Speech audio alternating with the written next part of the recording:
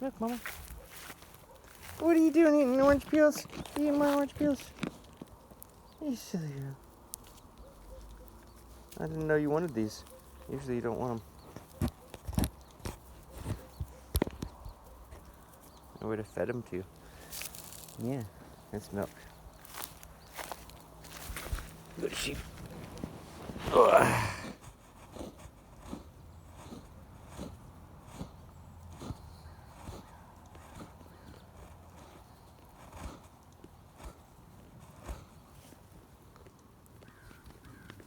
Good girl. Yeah. What a good sheep. Yeah.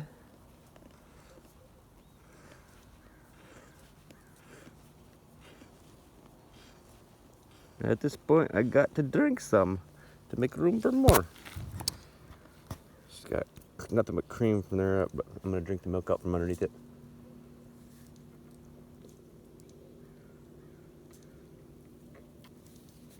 Good girl, Rosie. Thank you, Mama. Good girl. Wait. Wait. Okay, step out, yeah. Good girl. Good sheep. Yeah. Good sheep. Yeah. What a good sheep. Yeah.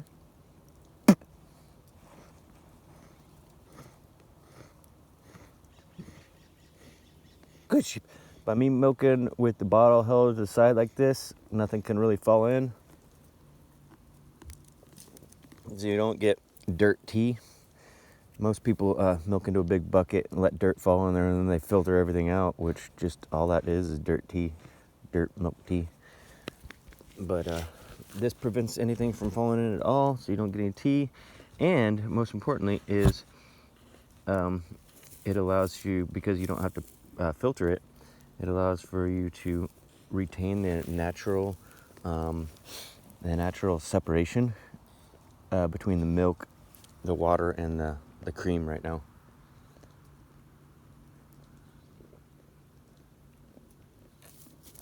The heavier milk that has the higher water content is in the bottom half, and the foam is in the top half. The foam is the cream.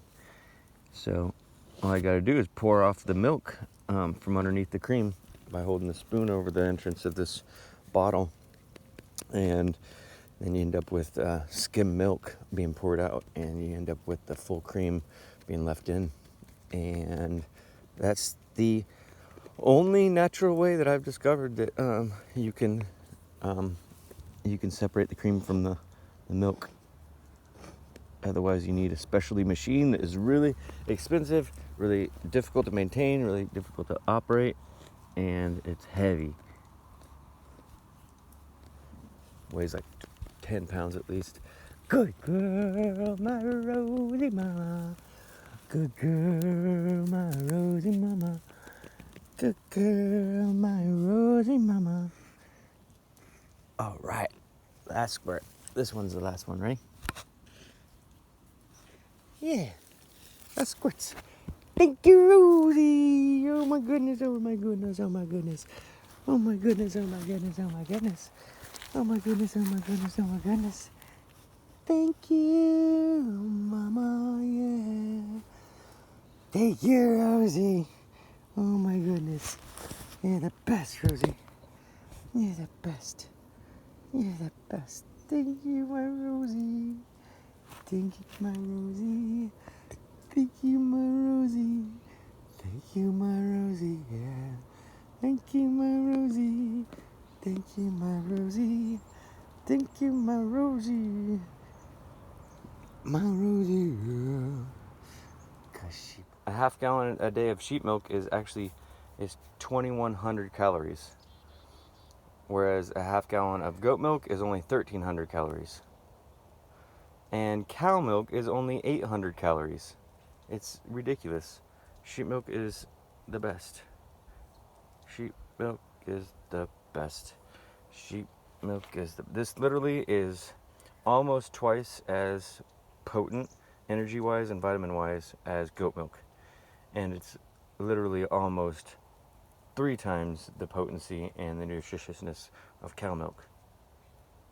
Look at this like little thing right here is a meal.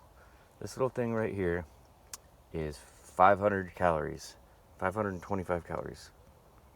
That's a freaking meal, literally.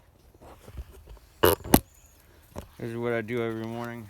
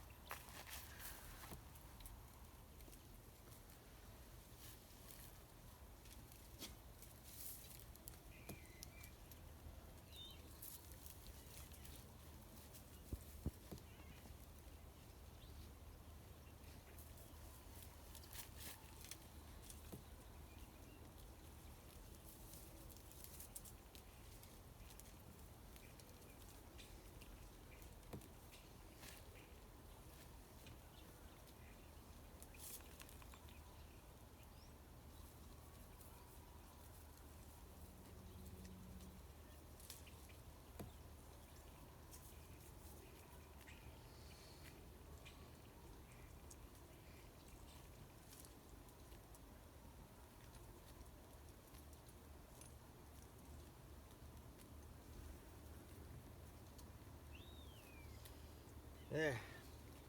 Get the hair off my neck before it even gets hot out. Good sheep. Yeah.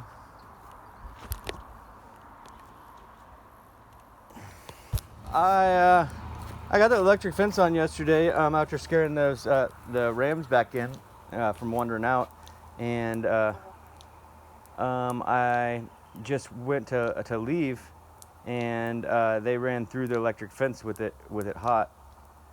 So like attempting to like follow us. So they weren't even being social. I don't know why they're trying to like buddy up with my sheep now. They were completely distant the entire time. There you go. There you go. Good boy. Good boy. Gotcha. Look at you. All right. Aren't you just a goat wrangler, sheep wrangler? There we go. All right. Good sheep. Yeah. You good sheep, yeah. You good sheep. You remember this road? Just like 2 months ago, I brought you out on this road for the first time in the yoke. You didn't know what the hell to think. And now you love it. Now you're a good trained little ram. Good boy. One of the main things that, hello, good morning. Main things that I'm learning how to help me train these rams is to not let them ever eat on the side of the road. Like if I stop right now to let the female eat, I can't let him even have one bite, because if I let him have even one bite, then he will be pulling to the side of the road. Hi, good morning. Throughout the whole morning trip here. Morning. Good morning. Lots of bicyclists. I love this Culver Road. So yeah, just make it easier on yourself, and don't ever let your ram who's in the yoke eat anything that's on the side of the road when you guys are walking through. The name of the game is to keep your milker up front, where you can most easily and quickly release her leash so that she can get that stuff when you're around her favorite stuff and you have time. Like we're on a time schedule right now. I want to get to my next friend's property before it gets too hot so we can chill, and so I'm not letting any of them eat this morning. Morning. Nope, we're walking straight there. I need to document how I get a smaller ram like this to be able to pull a wagon over steep hills. Alright, the way that I do it is I have a string attached to his yoke that is tied to be the perfect distance so that when his halter is out in front pulling him, I'm actually helping pull the wagon. So we got a hill we got to go over right here that is pretty difficult to get over. I always have to help him. Let's go. Depends on how happy back there is slowing us down or helping us out. Let's go. Come on. Come on. I'm helping pull at this point, like at least 50%. Let's go. Go sheep. Come on. Almost there. Almost there. And we're almost there. I'm doing more than 50%. He's helping about 25.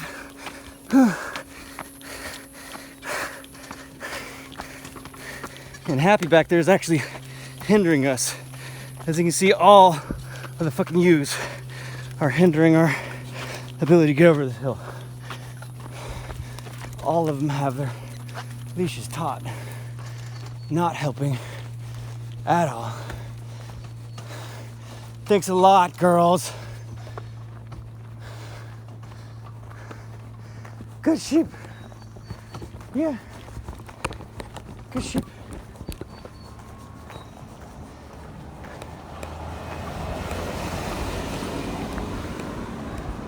Yeah. Alright, picking some wild edibles for lunch. You got lamb's quarter. Lamb's quarter right here. Lamb's quarter. It's one of the most foolproof wild edibles.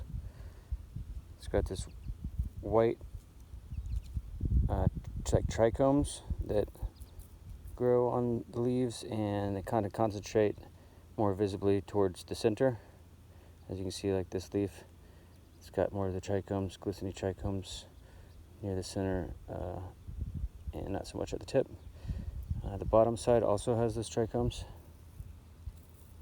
and the bottom side, it's more equally distributed.